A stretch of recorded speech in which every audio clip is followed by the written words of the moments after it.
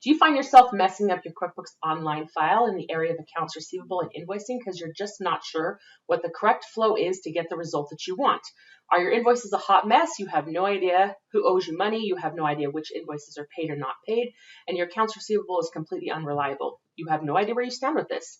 This video will cover how to manage the flow of this correctly and why you want to do it this way to achieve a clean result. It'll also cover how to fix mistakes that you've already made after you've made them. For the best accounting tricks and tips, please subscribe to our channel and hit the bell to be notified when we post a new video. So I want to talk about this flowchart first, which is on the dashboard page. Talks a little bit about this. Some of this area is grayed out because I'm in a sample company file, but you can kind of skip the same idea.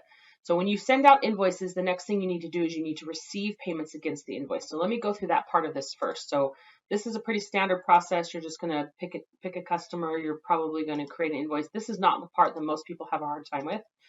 So if I just say something like design and I say we sold 4 of this at this rate, we have a $300 balance, and I'm going to say save.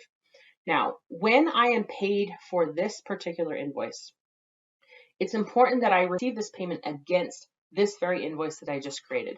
So I can either come in here to where it says sales and look for any outstanding invoices I have and find that particular one that I just created.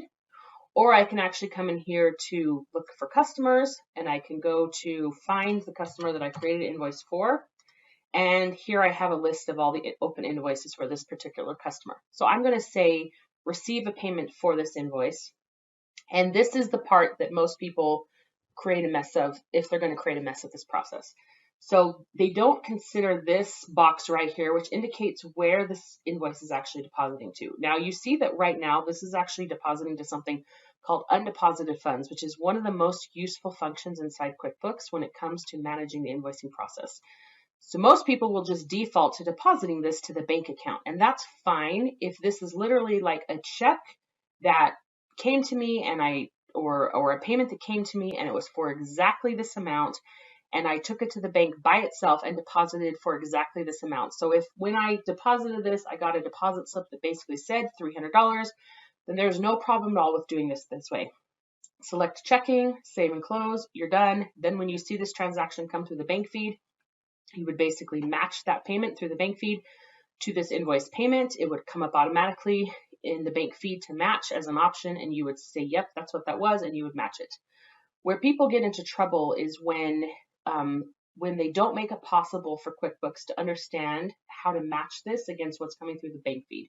What QuickBooks is primarily looking for, it's looking for a date and it's looking for an amount.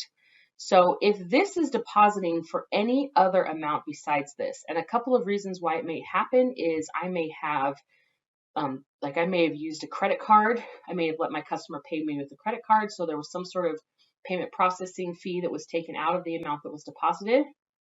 Or it may be that I'm gathering multiple checks and I'm going to go to the bank like every couple of days. And so I'm depositing multiple checks together. And so maybe this payment, this check is going to be grouped together with other payments that are all going to be deposited in a lump sum. If any of those scenarios exist, then I'm, instead of saying deposit to the checking, I'm actually going to say deposit to undeposited funds.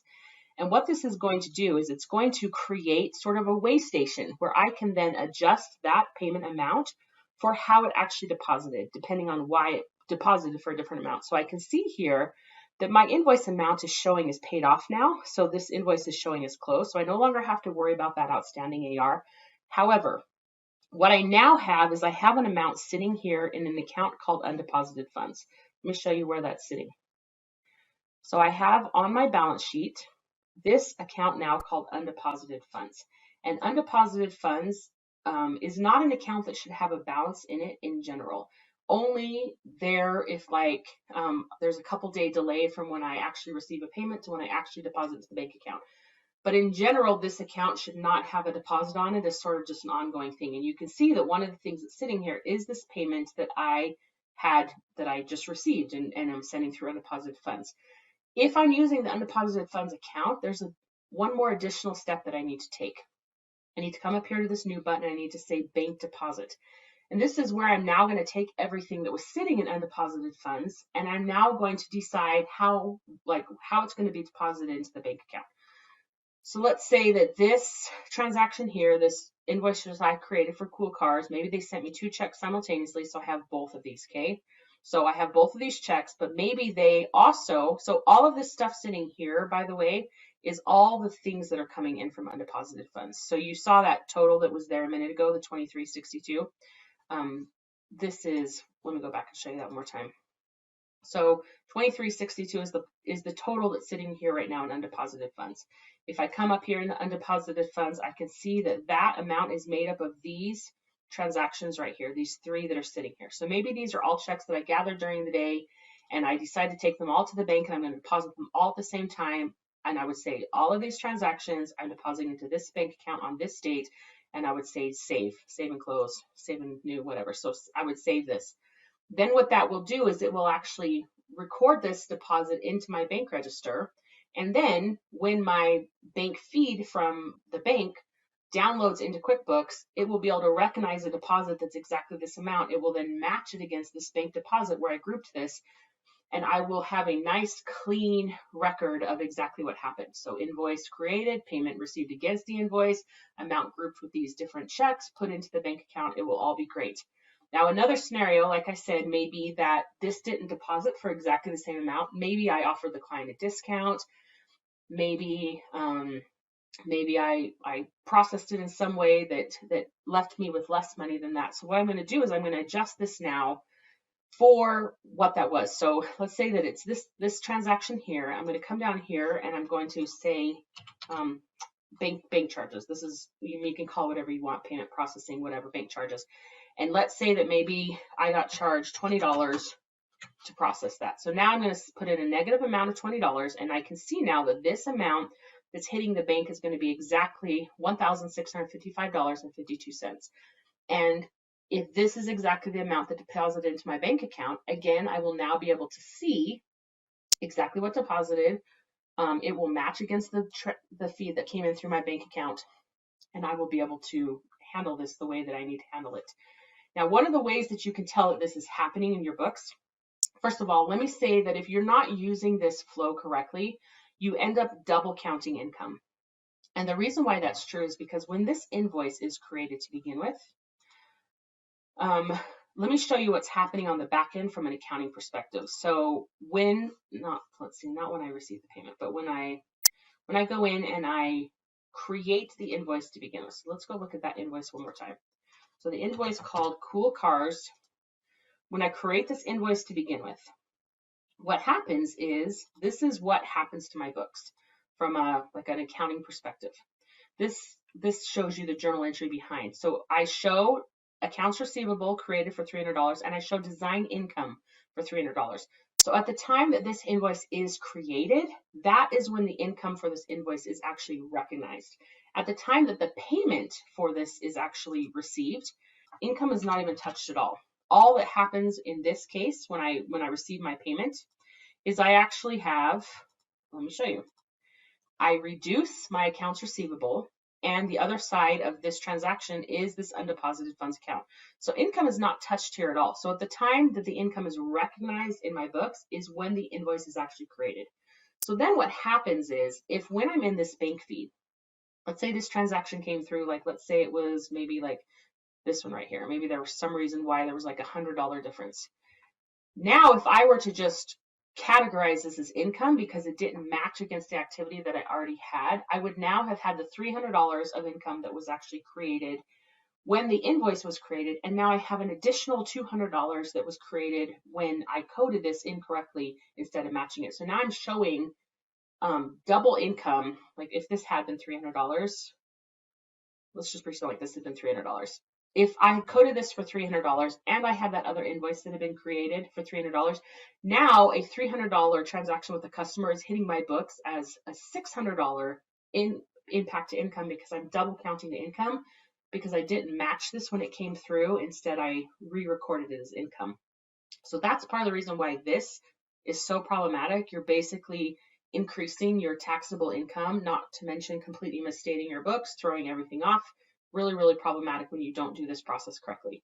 Now, one of the ways that you can tell that this is happening is when you have situations like this. When you come in to reconcile your bank account and you pull up, is when you find situations like this. When you come in to reconcile your bank accounts and you have transactions that are sitting here that are clearly coming through accounts receivable, but are not matching to anything, and are like, we're never matched to anything that came through the bank account, and there's, you know, no transactions anywhere around it that matches that same amount. Like, this is a clear sign that this transaction, this payment, when it was received and came through the books, that it did not deposit into the bank account for the amount that they would have expected it to deposit into the bank account for whatever reason. Therefore, QuickBooks never matched it. So therefore, this income somewhere in all of these transactions that were basically matched or selected and coded from the bank feed, this is buried in one of these transactions somewhere, but it doesn't match against anything. And so instead, we have a situation where we now in the books, because everything that's sitting in your reconciliation window is affecting your financial statements.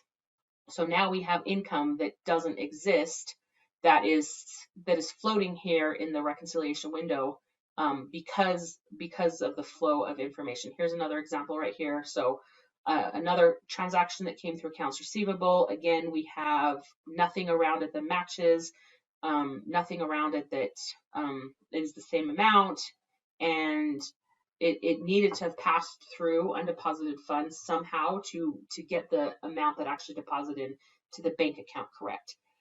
Now, sometimes you'll have a situation where this will happen and it just didn't match. The way you can tell that that happened is because you'll have the exact same amount. Like, say that this transaction was 243. Like, the date will be the same, the amount will be exactly the same, but one will show as being no match and one will show as coming in from the bank account. To fix this issue, you just need to go back into your bank feed window, and you need to go in and you need to find the transaction that didn't match and undo it, which will drop it back into this forward view tab, which will then allow you to match it, which will then resolve that issue. But what you really want at the end of the day, when you are in your reconciliation window, is that all of these transactions have a little green icon by them, meaning that everything came through, everything matched against, everything was either coded from the bank feed or matched correctly against something that was already existing from the transaction, from transactions that you created, but then matched correctly against the bank feed, so that all the way down you have nice green symbols by anything, and you don't have any of these floating transactions that indicate duplications or erroneous issues or just data that is messing things up. If you would like more information about how to use QuickBooks Online to properly track your e-commerce accounting, we have lots more videos. You can find the link to the playlist below. If you liked this video, please hit that like button, comment, and be sure to subscribe and share it with your friends. And we will see you in the next video.